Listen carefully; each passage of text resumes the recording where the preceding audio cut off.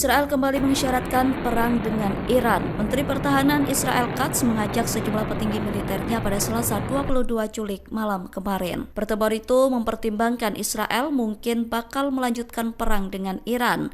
Dilansir dari Anadolu Agency, pertimbangan itu diputuskan dalam sebuah rapat bersama dengan para pemimpin senior militer Israel. Katz menekankan pentingnya mempertahankan superioritas udara Israel.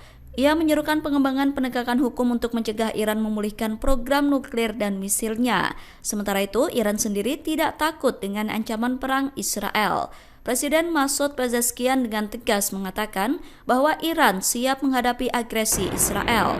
Menurut Pezeshkian, pasukan Iran dalam siaga tempur penuh untuk membalas segala agresi yang dilakukan Israel. Pezeshkian juga menegaskan bahwa semua pembicaraan Israel soal penghentian program nuklir Iran hanyalah ilusi. Sebab menurutnya, Iran tidak menginginkan perang tetapi juga tidak sepenuhnya percaya pada gencatan senjata yang langgeng.